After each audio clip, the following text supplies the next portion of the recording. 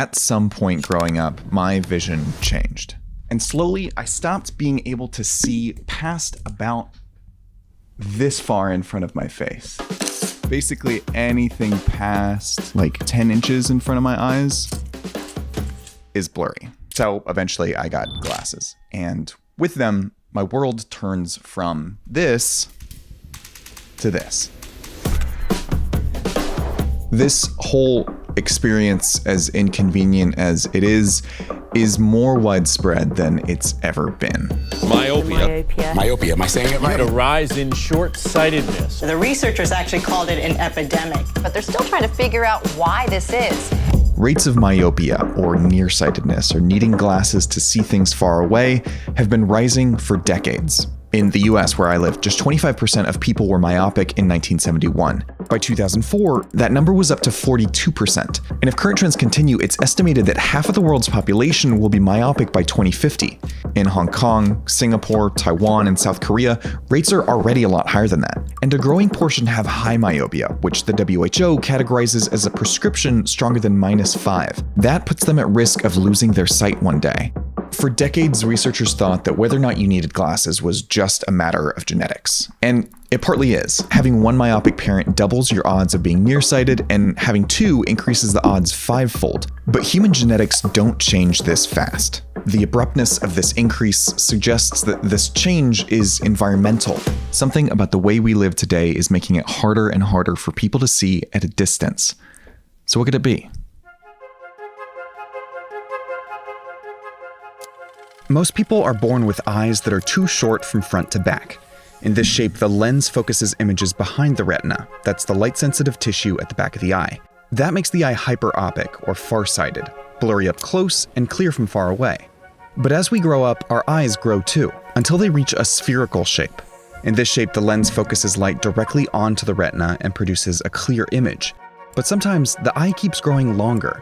In this shape, the lens can focus up-close images onto the retina, but at a distance, images focus at a point in front of the retina, making distance vision blurry.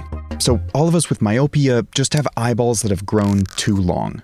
The eye does not look like a basketball anymore. It looks more like a rugby ball. That's Xiangmei Sa. She's a myopia epidemiologist and physician in Singapore. It is a lifelong disease, so once you're myopic, it doesn't regress. So what's making more and more people's eyes grow longer than they should? The evidence points to the way we spend time in childhood and adolescence. That's when our eyes grow fastest, so it's when most people's myopia develops and then stabilizes, though it can develop later if you abuse your vision enough. Two factors in particular have the biggest influence: near work, or the time that we spend looking at things up close, and how much time we spend indoors. In a healthy eye, muscles have to squeeze the lens in order to focus up-close images onto the retina. So some experts theorize that if your eyes grow up straining to look at things up close a lot of the time, they'll just grow longer to reduce that strain. But the evidence on this explanation is mixed. The stronger explanation is time spent indoors. Exposure to bright outdoor light stimulates the production of dopamine in the retina. This neurotransmitter regulates the eye's growth. Without enough dopamine, the eye doesn't know when to stop growing. And indoors, it's hard to get enough. The light from the sun has up to 100,000 lux on a sunny day, whereas in a room, the light levels generally are only about 200 to 300 lux. But between electronic devices and early emphasis on academics, eye experts believe that children today are growing up with a combination of too little daylight and too much time doing things up close. And nowhere is that more apparent than in East and Southeast Asia. Children in Asia are not spending that amount of time outside. This could possibly be because of the education system. It has become much more competitive. The children have a lot more homework. They attend tuition centers and they spend more time reading and writing. Needing glasses or contacts to see for the rest of your life is obviously inconvenient. But in the long term, the consequences of that distorted eyeball shape can become serious. University of Houston professor of optometry Mark Bullimore explained this to me.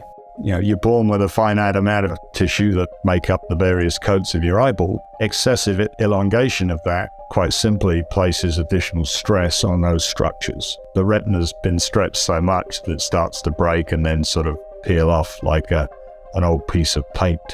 The longer those eye structures are stretched, the higher the risk of disorders like myopic macular degeneration, retinal detachment, glaucoma, and cataracts. So we're finding this almost linear relationship between the amount of myopia and the risks into your vision later in life. We used to think about myopia as an optical defect. Now we think about it much more as a disease. And the earlier a child becomes myopic, the more serious their myopia can become, and the greater the risk of debilitating conditions, which means it's important to intervene as early as possible. So what does that look like? For those who start to develop myopia, there's treatment. First are multifocal soft contacts and glasses. They make peripheral vision intentionally blurry, which appears to slow the progression of myopia.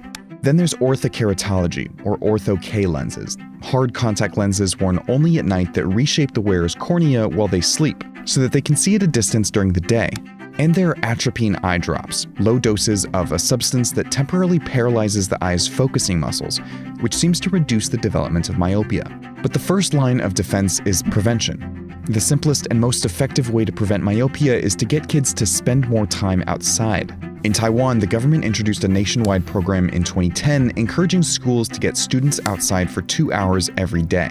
It appears to have successfully reversed a 40-year-long increase in myopia rates. And since 2001, Singapore has funded public education promoting time outdoors and conducted annual vision screenings at schools. And it seems to be working.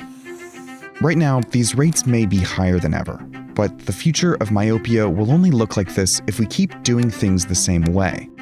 And we've never been in a better position to change.